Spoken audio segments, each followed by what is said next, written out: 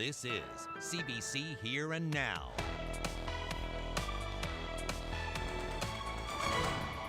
Good evening and welcome to Here and Now. I'm Anthony Germain. We start tonight with news that John Crosbie, a political giant in Newfoundland and Labrador and from Canada, is in poor health. The family of the former federal cabinet minister and lieutenant governor released this news in a statement earlier today. John Crosbie is 88 years old. Now, Peter Cowan has been following the story and has the latest. Peter, what do we know?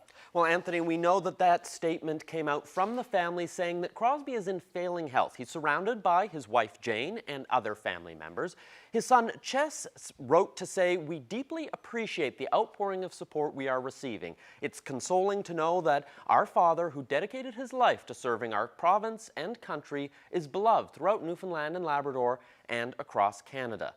Crosbie has been frail for months. Here he is with longtime rival Sheila Copps, who came for a visit back in August. She stopped in for lunch and a song. A year and a half ago, he was there to support his son Chess when he won a provincial by-election, but he hasn't been seen much in public since. Crosbie spent decades in politics, first as a provincial cabinet minister, but then federally, serving in Joe Clark and Brian Mulroney's cabinets. The family said they appreciate privacy, but are expecting to have more news to share in the coming days. Anthony? Thanks, Peter. The CBC's Peter Cowan. Now, as Peter mentioned, this is a developing story, and we will continue to follow this on Here and Now in the coming days. But for the very latest, please head to our website, cbc.ca/NL. Well, in national news, a development today in yesterday's crash of Ukrainian Flight 752 that killed 63 Canadians. Prime Minister Justin Trudeau says evidence suggests the plane was shot down by an Iranian missile. We have intelligence from multiple sources, including our allies and our own intelligence. The evidence indicates that the plane was shot down by an Iranian surface-to-air missile. The Prime Minister says the news will come as a further shock to families who are already grieving the loss of their loved ones. The flight from Tehran crashed shortly after takeoff. All 176 people on board were killed. Most of the victims were connecting to Canada, including 63 Canadian citizens. The victims include entire families, academics, students, as well as newlyweds. When asked if a U.S. airstrike, which happened just hours prior, was to blame, Trudeau would only say that Canada needs a thorough investigation, and we are going to have more on this story ahead in about 35 minutes on Here and Now. We know that people in Newfoundland and Labrador are going through some key issues. The federal economic development minister comes to town with some money to help improve the province's economy. Find out about the business that's getting a big financial lift. That's in just a couple of minutes.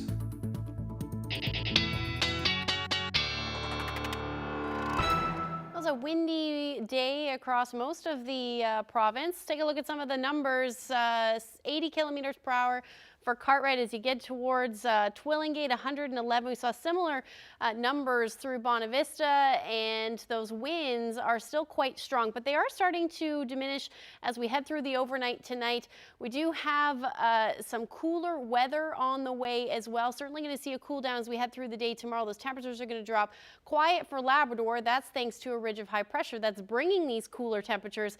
We've got some sun for parts of the island, then some light snow will move in, but I'll have all those details coming up. Anthony? Thanks, Ashley. Well, the West Coast has finally caught up with the snow. Last night, it received its first considerable dumping for the season.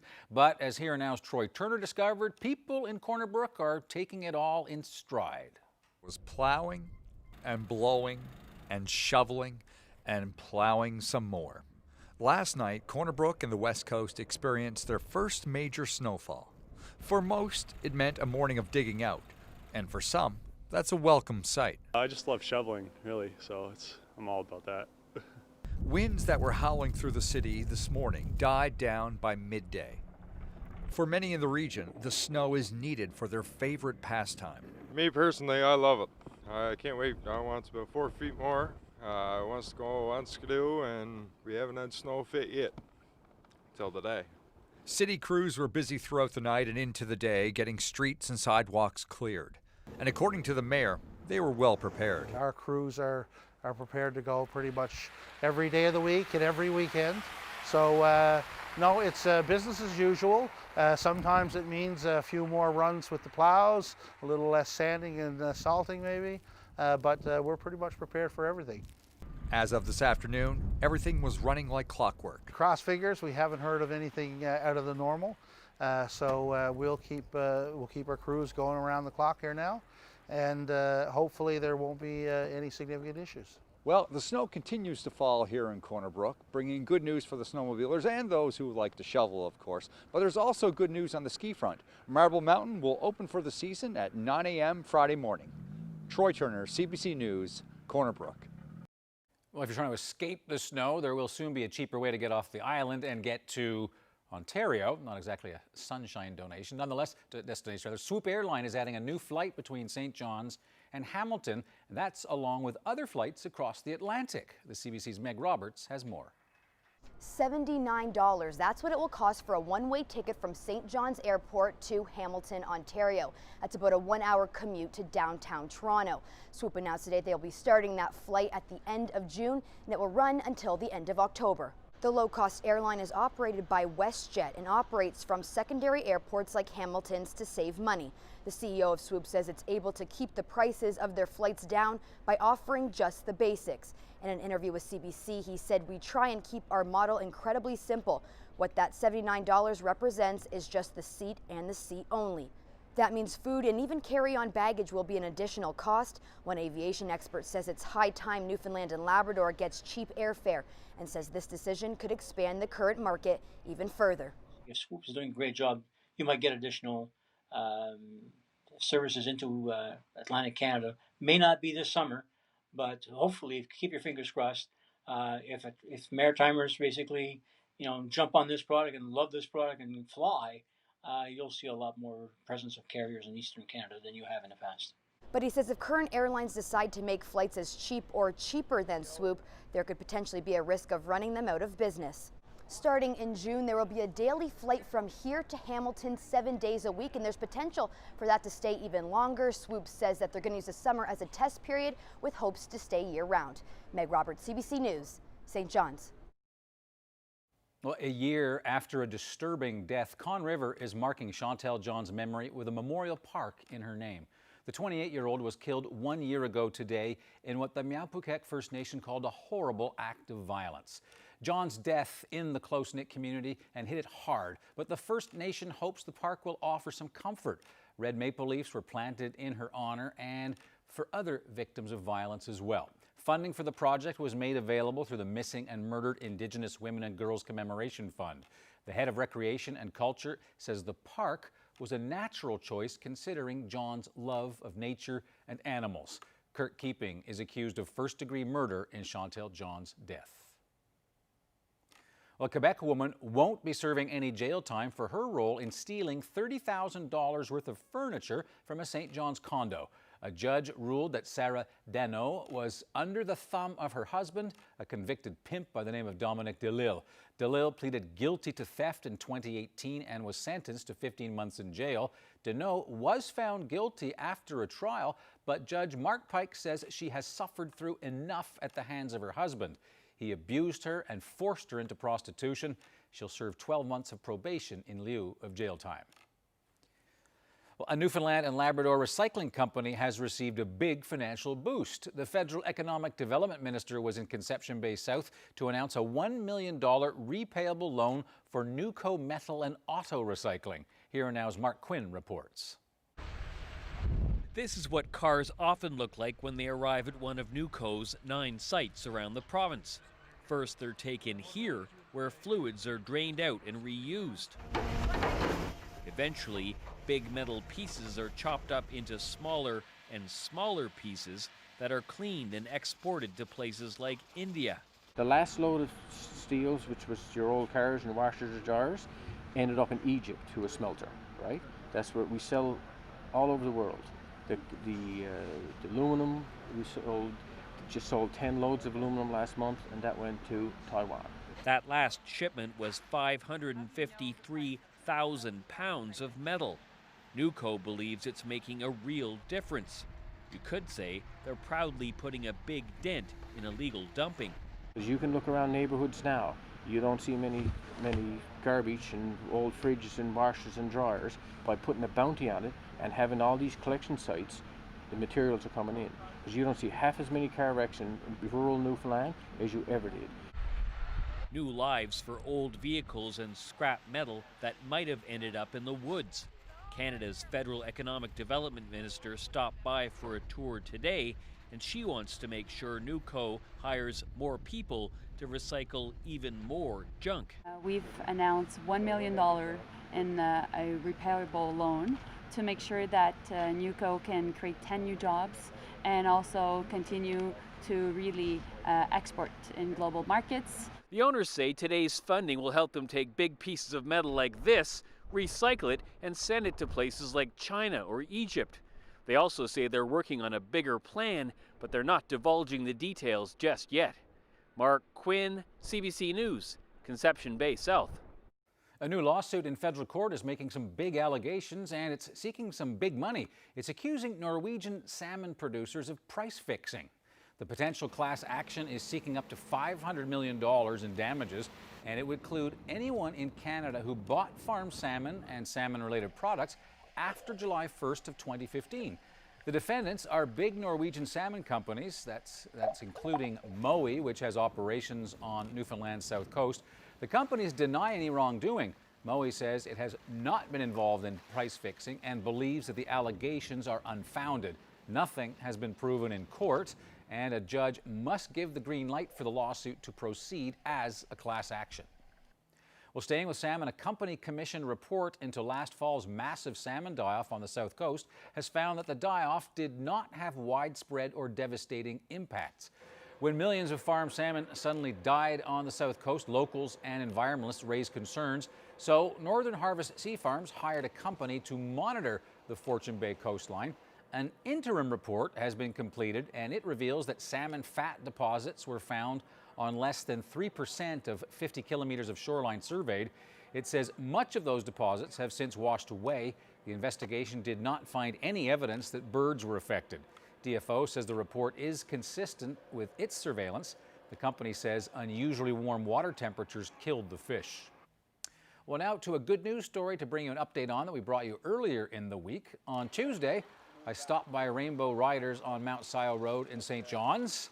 I didn't bring a shovel, you notice. Their stables were snowed in from the recent storm and weren't able to get their horses out there to get the exercise they need. Well, today, Rainbow Riders is thanking everyone who answered the call and came out to help them dig out. Better yet, they say they're working to secure funding for a sponsorship for a snowblower, and things look pretty good. Well, how do you cover a storm differently when you've done it hundreds and hundreds of times throughout your reporting career? Well, Zach Gowdy has a humorous take on the story that repeats itself winter after winter after winter. And turning the big 100. Stephen Thistle is celebrating a big birthday tomorrow. Meet one of the first residents of Mount Pearl who lobbied for its very first two-room school.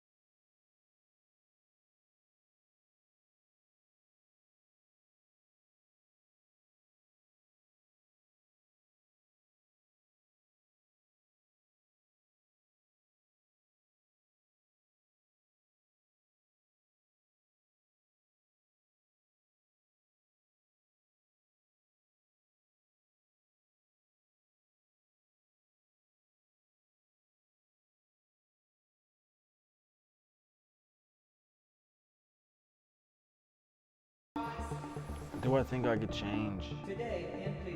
I think I can do anything if I want to. Am I gonna get out and do it? Am I gonna break the cycle? This weather update is brought to you by the NL 511 app. Know before you go. Check road conditions, highway cameras, and the Provincial Plow Tracker with the NL 511 app.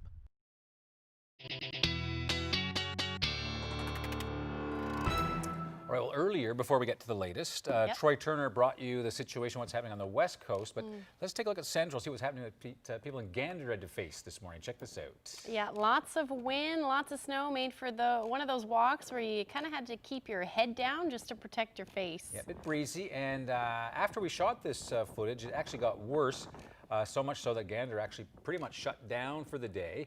But nonetheless, not a ton compared to what we've seen here in the Evelyn. Not that I'm bragging, Gander people. What was it, 10, 15?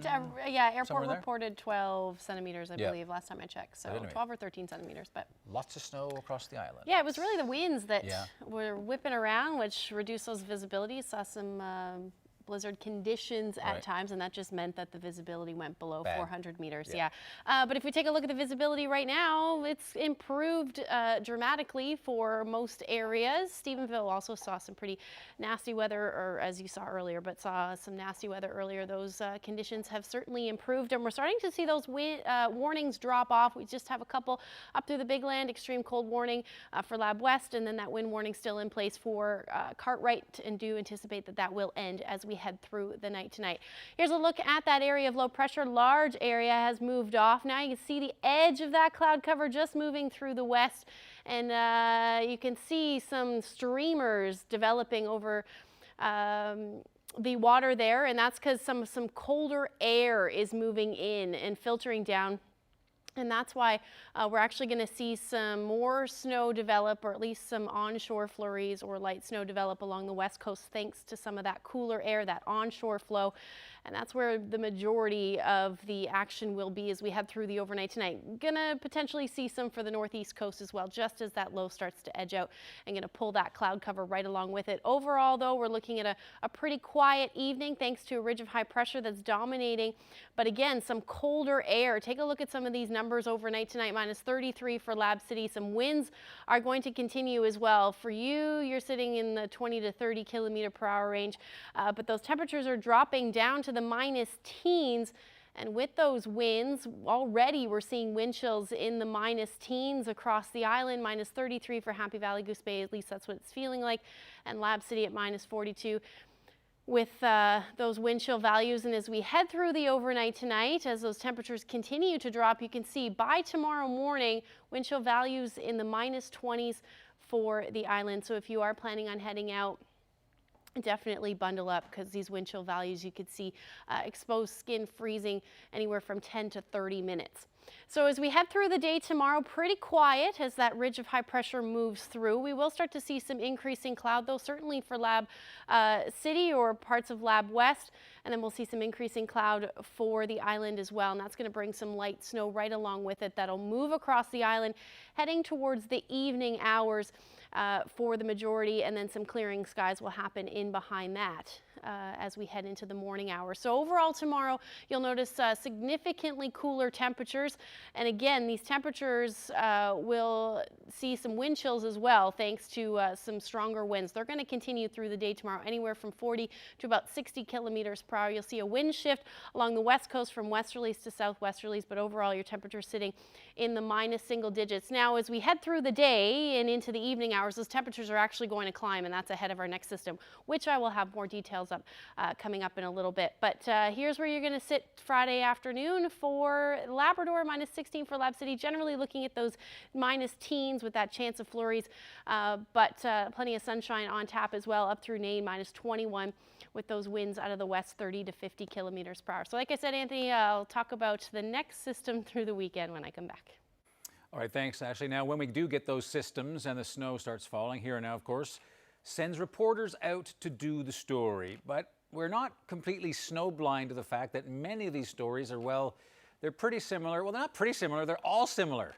Here Now, Zach Gowdy has shoveled his fair share of snow stories over the years. Here's his take on the not-so-secret snow reportage formula.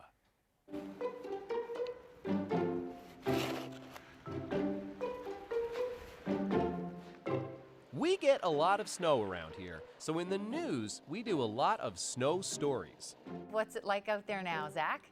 Wet and windy. Oh, John, the city was just buried. Well, we got a real double whammy. The snow that's falling, and there's plenty of it, is not going to be letting up. Ryan said these high winds are going to keep up. Was he ever right? But while every snowflake is unique and special, every snow story is kind of the same. First up, you gotta have your shovelers.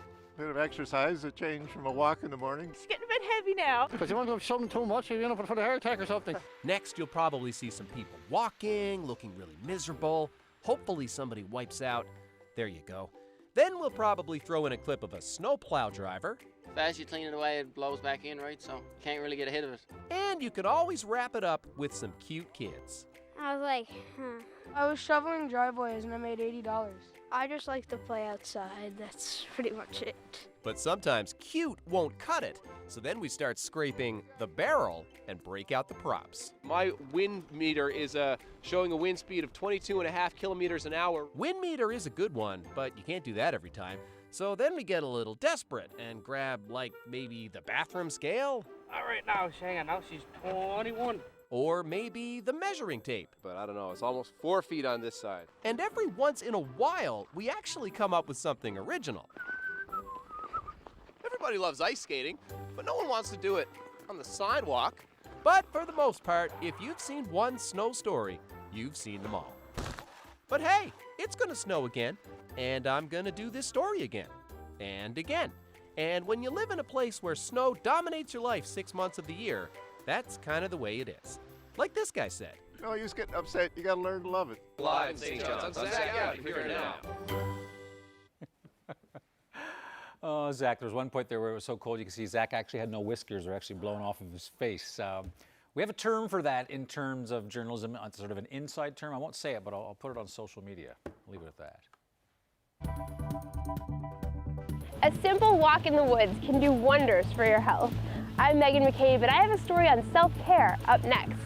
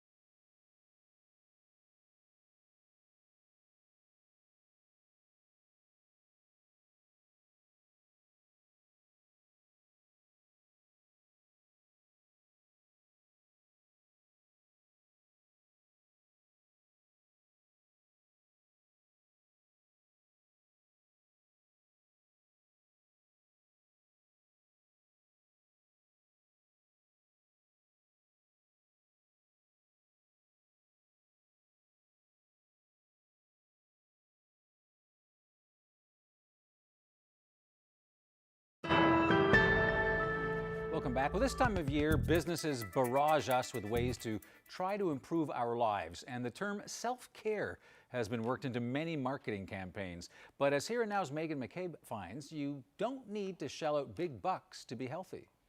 Inhale, arms reach up and overhead. Exhale, hinging at the hips, dive forward, float all the way down towards the feet.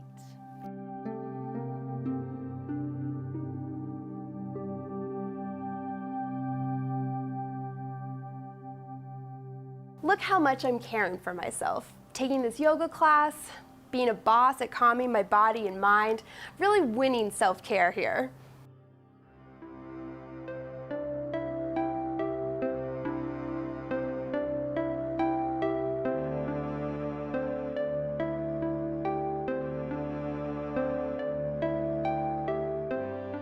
And I bet this, indulging in a spa day, seems like the ultimate way to take care of me.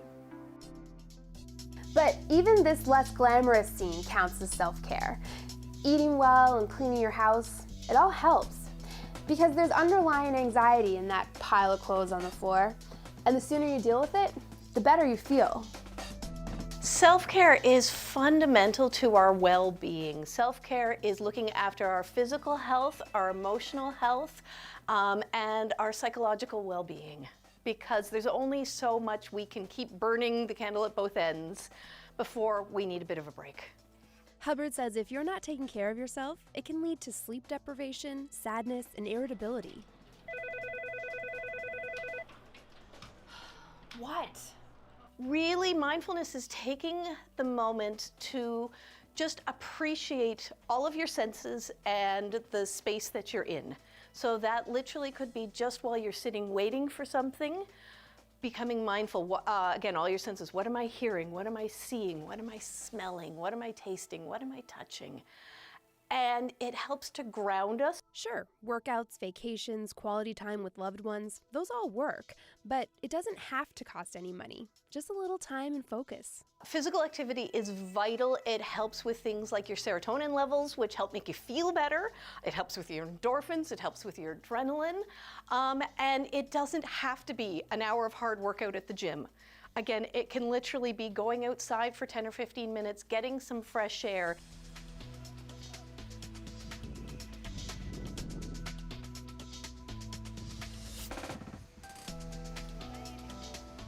A few years ago, I realized I was tired, stressed out, and cranky. I was constantly busy, and while I made time for walks like this, I wasn't really enjoying them. I was busy stressing about what I had to do next. Self-care doesn't come naturally. You have to force yourself to unplug, and consistency is key. It's going to be small, and that's one of the reasons why people often stop, because they're looking for that instant gratification. But what you may start to see are some gradual changes, whether it's I have a little bit more energy, or you know what, when I wake up in the morning, I'm not immediately wanting to hit snooze or feeling just grouchy about facing my day. But check in with those around you. They are probably the ones who are going to be able to tell you that they're seeing some benefit. Hello, how's it going? Megan McCabe, CBC News, St. John's. Oh, that's awesome. Okay, so let's put that together and then maybe we'll be ready for the morning. To another North story now. He was born in Carbonear, but is known as a Mount Pearl pioneer. Stephen Thistle was one of the first people to settle in the city back when it was just farmland and wilderness. And now he's celebrating his 100th birthday, and he has an abundance of Mount Pearl memories to share. He helped build the first school in Mount Pearl, as well as its very first United Church. And our own Mount Pearlian, Carolyn Stokes, sat down with him to learn more. So when you lived in Mount Pearl at first, how many families were living there? 7 families. 7 families used to stay in the wintertime. Only 7 families. No one else lived in Mount Pearl, just 7 families. I was one of the 7 families. What did Mount Pearl look like then? Park Avenue was dirt road. I built a home on Park Avenue, lived in to it over 75 years. We had 8 children. What was it like seeing the population grow? Oh, tremendous. Tremendous. I loved it. You got a kick out of it.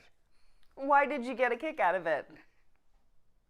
I was part of it, but because you were part of building it. yeah. So you helped build the first school in Mount Pearl and the first United Church in Mount Pearl. Yeah. Tell me about that.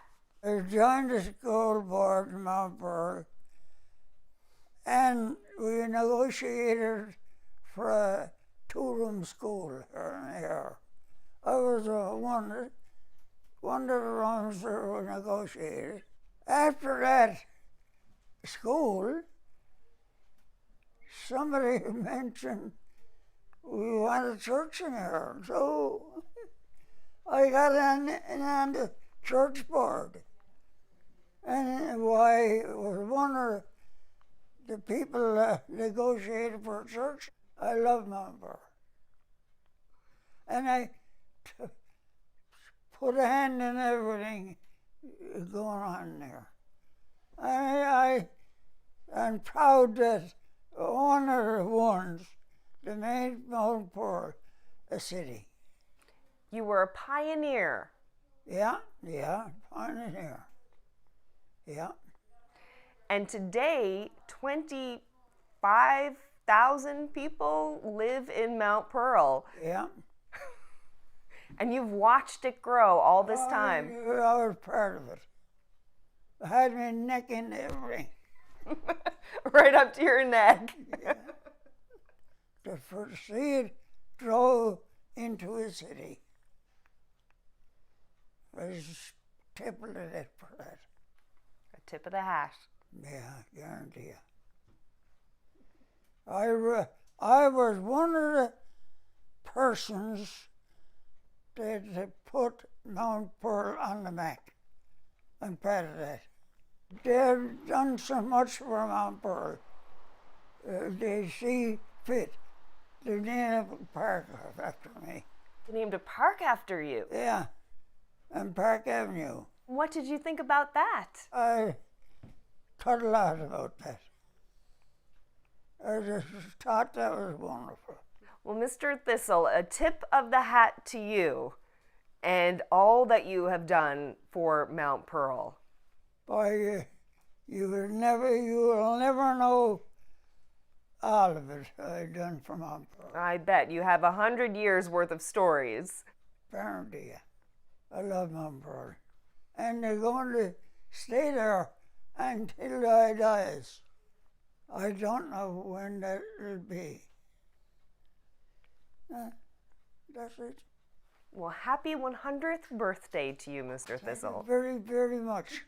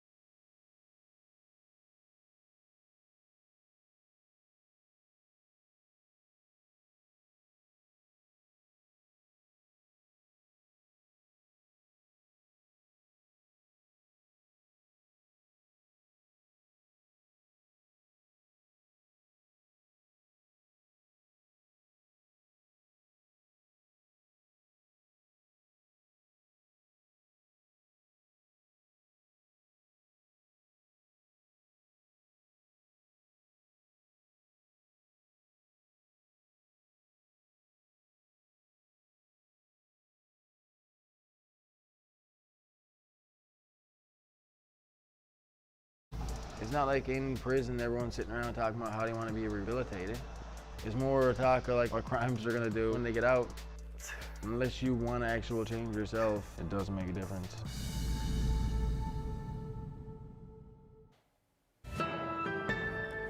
Welcome back to Here Now. Well, in Ukraine, the country continues to mourn those killed in the crash of Flight 752. There's a growing memorial at the airport in Kiev. The CBC's Chris Brown has just arrived there, and as he tells us, the Ukrainian government is walking a fine line as it tries to get to the bottom of just what happened. This is Borispil Airport here in Kyiv, where a memorial of flowers and photographs and candles has been growing ever since this tragedy happened. People have been coming by here for the last 48 hours, including Ukraine's President Vladimir Zelensky. He left some of these flowers. Zelensky had a national TV address today where he told Ukrainians he would ensure that they get answers and that the investigation will be transparent. Of course, that was before the stunning revelations earlier today that it was in all likelihood an anti-aircraft missile fired from the ground that knocked the aircraft out of the sky, killing all 176 people on board.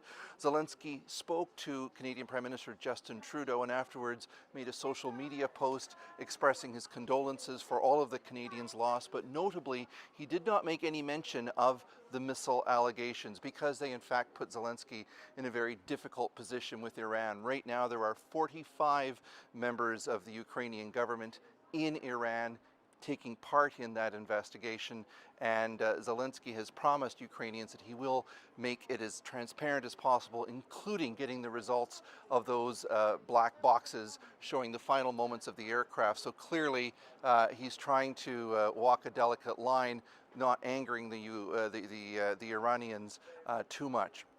Among the people who we've seen come today, just heartbreaking moments. The father of one of the pilots of the aircraft, he came here and he told us that his son was great, his son belonged in the sky, his son loved to fly, and he's going to miss him terribly. Chris Brown, CBC News in Kyiv. To the UK now, where royal watchers say Buckingham Palace is scrambling today to deal with the fallout from Prince Harry and Meghan's bombshell announcement. Yesterday, they told the world on social media that they're effectively resigning as senior royals. And unconfirmed reports say the Queen asked Harry not to issue the statement, but he went ahead anyways. Renee Filipponi has more from London. It was a visit that looked like the kickoff to a new year on the job, but Tuesday's trip to Canada House looks more like a goodbye. In a surprise press release, the couple said, "We intend to step back as senior members of the royal family and work to become financially independent while continuing to fully support Her Majesty the Queen." Harry and Meghan will split their time between the UK and North America, perhaps even Canada, a country they both have connections to and visited recently. Harry and Meghan are not courting popularity. Harry is haunted by what happened to his mother. He also is clearly, as she is, deeply unhappy with a royal role. UK media are reporting the move came as a surprise to the royal family and that they are angry and hurt.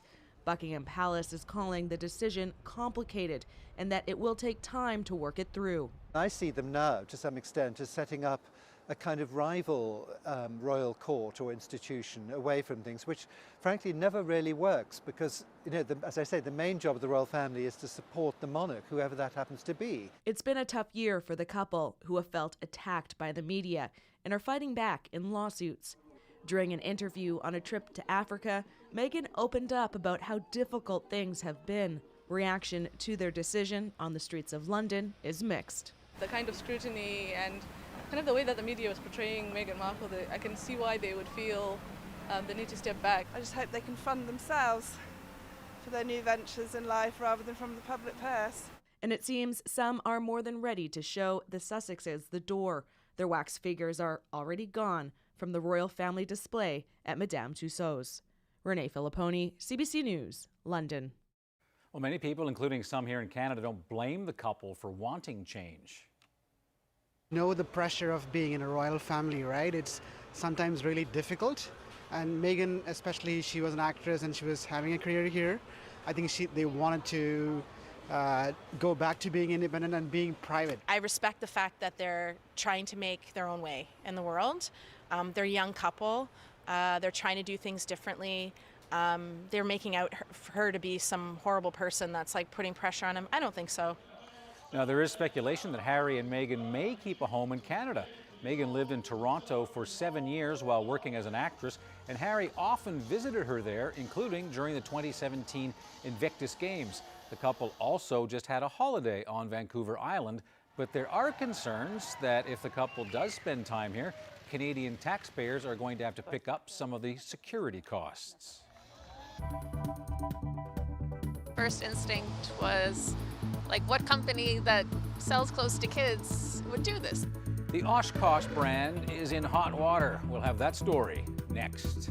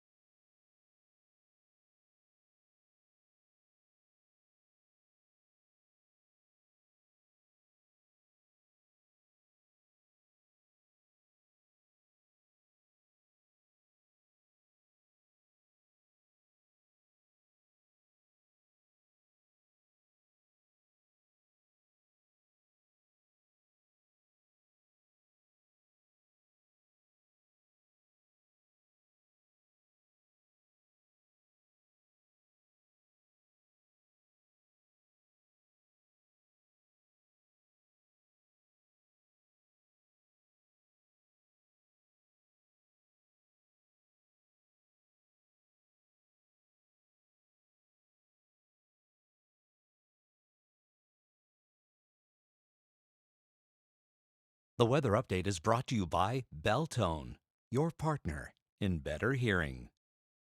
I think tonight is one of the few nights after the program I go home and I will not have to use a snowblower. Nope. Right? And can I let the machine rest for a few days? You can, but I In would. the Avalon, anyway. Yep, but I would put some salt down. Salt? Oh, of course. Yep. Just because those temperatures are going to drop tonight, so anything that is sitting there, that slushy mess, is going to turn saw a into. fair bit of that.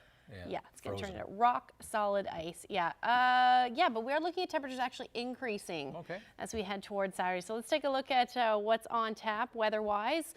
Friday night rather, that snow that I was talking about, less than 5 centimeters for most of us. Along the west coast, that might be a little bit more, closer to 5 to 10 centimeters. But on Saturday, we have a little bit of a mess moving through yet again. So we've been watching this system for the past couple of days. And it does look like we are going to see a change over to rain, or at least some rain for parts of the west coast through central as well. Northern Peninsula, you look like you're going to stay in that snow, and then up through Labrador as well. You're going to stay into that snow side of that system. That'll move through quite quickly into the early morning of Saturday. But those temperatures are going to climb, it looks like, to about 2 to 4 degrees for now. So I've got snow changing over to rain for the majority of the island. St. John's, 0 degrees is where you'll be hovering around Saturday, but The temperature will actually increase towards, I'd say, about midnight. You're going to see temperatures jump up above zero. Otherwise, staying below zero for Labrador, -13 for Lab City, -10 for Happy Valley, Goose Bay. And again, that'll be light snow for you. We'll talk about amounts tomorrow, more than likely, as this picture becomes a little bit more clear. So here is, just to go through that again, Saturday night into Sunday morning. That'll move off. Then we've got the next system. This one, we're locked into some cold air. So it does look like it'll be snow. It'll fall quickly through the day on Sunday. By Monday, just some lingering light snow for most of the northeast. And then we'll actually see some clearing. And it looks like it'll be quiet for the next couple of days after that. Just some chance of a few flurries, but overall, nothing significant on the horizon after Saturday and Sunday. So here's where you'll be sitting. But again, locked into some of that colder air, down into the minus double digits overnight for Tuesday night, and then minus single digits through the day Sunday, and continuing through the day on Tuesday again with that snow potentially. But it does look like that sun will peek out. Certainly through central Newfoundland, you're looking at plenty of sunshine both Monday and Tuesday. So quiet but cold, overnight lows into the minus teens over the next week or so. For western Newfoundland, similar, but you're looking at flurries through Sunday, Monday and Tuesday. Some onshore flurries are certainly possible, with temperatures sitting around -7, -8 degrees, and then overnight dipping into the minus double digits. Now for eastern Labrador, quiet as that ridge moves in, but temperatures will be cold, and certainly overnight into the -20s. Western Labrador, similar forecast. Overnight lows down into the -30s, though, as you really lock into some of that colder air, but plenty of sunshine on tap. So let's look at your forecast. I'll have your weather photo coming up. Thanks, Ashley. Now back to the story that has the world's attention. The already volatile standoff between the United States and Iran is now much more complicated, with intelligence showing that Iran shot down a Ukrainian passenger jet, possibly accidentally. It will likely ramp up the ongoing tensions. Everyone on board that plane was killed, including 138 people traveling to Canada, 63 of whom were Canadian. The CBC's Katie Simpson reports. New video shows the moment the plane was struck. Intelligence officials believe this is the aftermath of an Iranian missile striking a Ukrainian passenger plane shortly after takeoff in Tehran. It has nothing to do with us. It was flying in a pretty rough neighborhood, and somebody could have made a mistake. President Donald Trump called the crash tragic, with all signs pointing so far to this being an accident. It'd be an outrage if true. What I would do if I were the president, I'd reach out, send my condolences to the Canadian people and to the Prime Minister, and try to rally the world around the idea that we shouldn't accept 40 more years of state-sponsored terrorism. We're not the bad guy here, it's the Ayatollah. The apparent strike took place shortly after Iran fired 16 ballistic missiles at U.S. military bases in Iraq. American news networks say the errant missiles likely came from Iran's anti-aircraft missile system, which was operating after that launch. Tehran targeted U.S. troops in retaliation for the American decision to kill Iran's most powerful military general in a drone strike. In our view, the administration conducted a provocative, disproportionate airstrike against Iran, which endangered Americans, and did so without consulting Congress. Washington is divided, mostly along partisan lines, over the escalating tensions in the Middle East. Democrats are trying to limit the president's military options through a resolution in Congress, though it will likely be defeated in the Senate. What happens next could largely depend on what investigators discover about the crash. American authorities have now been invited to help out in that investigation after Iran originally rejected offers of help. Katie Simpson, CBC News, Washington. Australian authorities are urging another mass evacuation across the heavily populated southeast in anticipation of 2 days of intensifying bushfires. Messages will indicate to people that they are in the fire zone and that if they can leave, they should leave, because we will not be able to guarantee their safety. Temperatures are back up into the 40s and fires are once again building to threatening levels. In the coastal town of Malakuta, recently the scene of a large-scale military evacuation that concluded just yesterday, locals are again being advised to flee. 27 people have died since September, and more than 10 million hectares of land and property have been razed by fire. A national children's clothing company may be making a big change after a woman in Toronto found items from a Carter's Oshkosh store in a dumpster. As Natalie Collada reports, the situation is putting a spotlight on needless waste. My first instinct was, like, what company that sells clothes to kids would do this? On Monday, Natasha McKenna spotted something next to a trash can at the Dufferin Mall that made her angry. There's recycling, there's donation, there's so many families in need in the city, in this country. So it was a whole bunch of things. Like, I was just like, what? And I just kept digging through till I could find anything that was salvageable. Bags full of purposely destroyed new children's clothing. That's not something that's new to us. It's a practice that the charity Brands for Canada is working to change.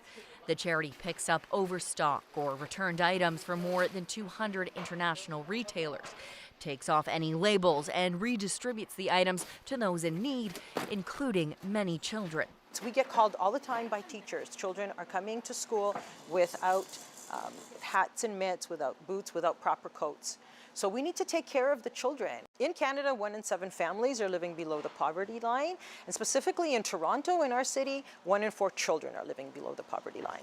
In a statement, Carter's told us the safety of children is its #1 priority, and that they contacted the store and determined the items in question were damaged or unusable and disposed of properly for safety reasons.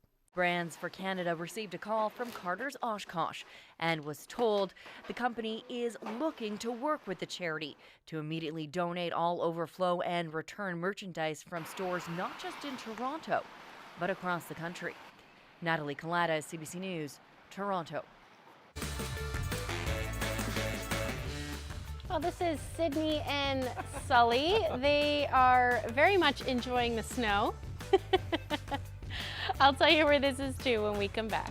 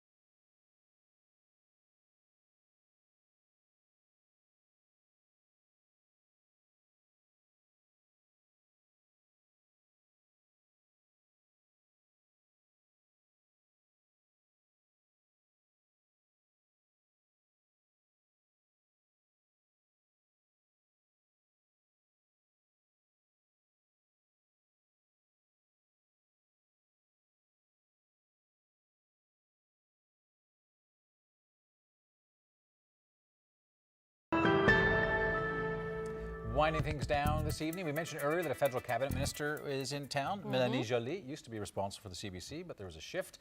She is now the federal economic development minister, and she was here to announce expansion money for a recycling company that Mark Quinn told you about. Now, it turns out Madame Joly has been here before, and as you might expect, she received a royal welcome back then, Newfoundland style.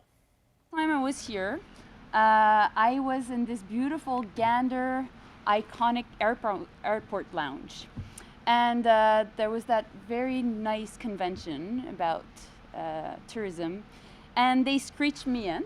Okay. So apparently I'm okay now. I can, you know. And so not only did they screech me in, but we, you know, ended up going to Mary Brown's afterwards. So, and then later on we went to Corner Brook, and we went snowmobiling. So I feel that I've touched some good parts of Newfoundland, and so it's great to be back. So she needed a hard hat for each of those events, screeched in Mary Brown's and snowmobiling. Can't ask for much more than that. No. Pretty good trip. Let's say. That sounds about right. Yeah. Well done, Madame Joly.